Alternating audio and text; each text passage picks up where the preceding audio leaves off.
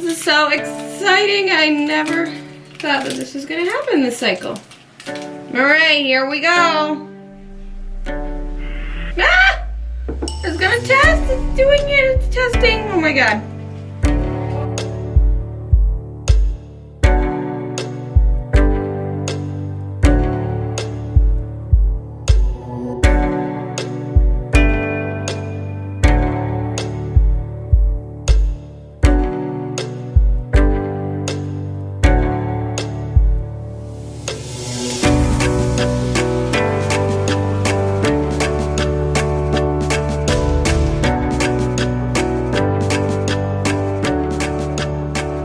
Welcome back to my channel. So as you guys see from the title, I'm giving you guys a little quick TTC update. I'm going to be folding some laundry while I talk to you guys because I'm trying to multitask and get things done. I wanted to get a video up for you guys. I don't know when this is going to be posted, but I'm going to try to get it up as soon as possible. So yeah, the last video you guys saw, I was explaining how my OPKs weren't getting any darker or lighter. They were like staying the same. And that was just so weird to me because that had happened to me earlier or before in my cycle, and I was still getting faint positive pregnancy tests. And if you guys are new here, I had a miscarriage in December. That was my second miscarriage. I was 9 weeks along. We got to see our baby and see the heartbeat, but at our heartbeat appointment to hear the heartbeat, we couldn't find the heartbeat, and they looked in and the baby's heart stopped beating. So since December, I've been waiting for everything to get back to normal. I just want that one again. Anyways, we've been trying to get my cycles back to normal, and I finally got my period like last month. So this would be like my first full cycle since my miscarriage. So I've been taking OPKs. I did take Clomid this cycle. As you guys know, I did take Clomid, and usually around CD 16, 17, that's when I ovulate, but it did not happen. I did not ovulate at that time. So last Saturday happened, and I just took an OPK like I always do in the morning, and it happened to be positive. It was darker than the control line, so I went ahead and took a digital, which you guys saw in the beginning of this video, and I was shocked. Like, I was very, very shocked. So that obviously put me in a good mood. So I did ovulate, I guess. I don't know. I mean, I know OPKs aren't like a sign that you ovulated. It's just a sign that you have LH and that you could ovulate. The only way you really know is if you're temping, but I don't want to temp because it confuses me. So anyways, I ovulated, I think. So right now, today, as I'm filming this, I would be, I'd be 5 DPO? 5 or 6 DPO. So implantation is upon us if it's going to happen. If you guys are wondering how I'm feeling, I feel normal. I feel fine. I feel great. I don't feel anything. Obviously, it's too early to feel anything happening because implantation hasn't even happened. So yeah, right now I feel fine. This cycle just feels different to me because obviously the Clomid worked a little bit later than normal, and I noticed that my surge was only there for like a few hours. I came home that Saturday when I went shopping, the day that I got my positive, and I came home and retested, and then like by 2 o'clock in the afternoon it was back to not being positive. So I only surged for a little bit. But luckily my husband and I hit it right on the nail with the baby dancing, but we didn't do it as much as we'd like to. I know it's a little TMI. I need help with this.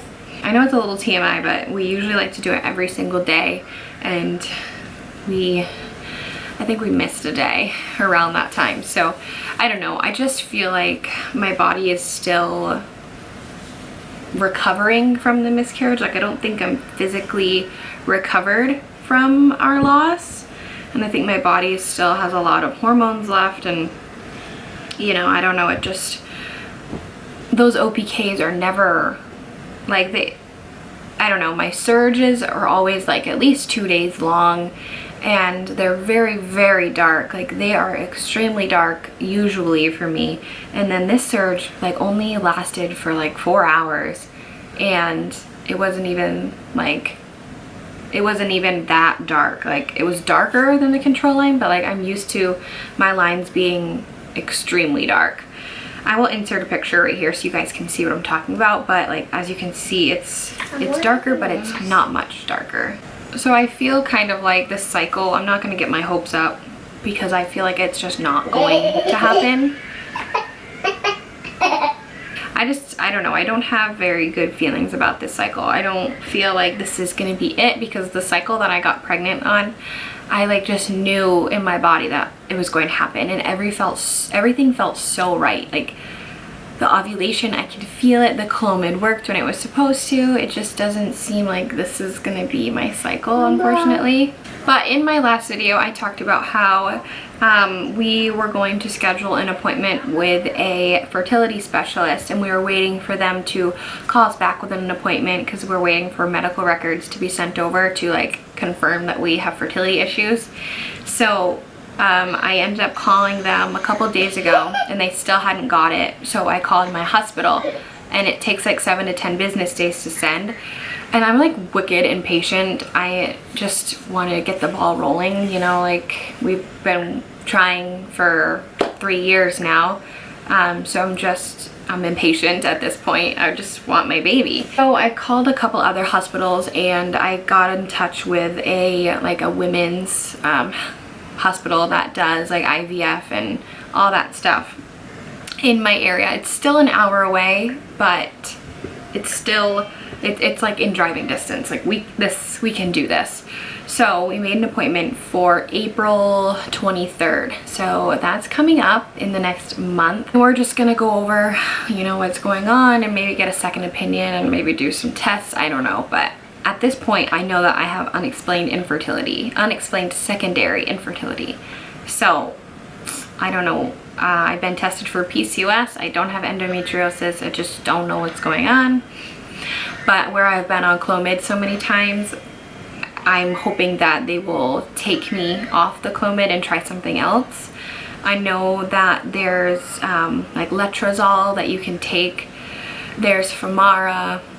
There's a couple other ones, but the main thing that my husband and I want to talk about is maybe trying an IUI. If you don't know what an IUI is, it's an intrauterine insemination. So they basically take my husband's sperm and clean it, wash it, and then they insert it into my cervix so that the sperm is right there waiting when I ovulate. So obviously I would take like Clomid, or I would probably take Femara, which would I would ovulate, and then by like cycle day 17 or cycle day 14, I would take a shot in my stomach at home, and then within 24 hours I would go to the doctors and they would insert the semen into my cervix.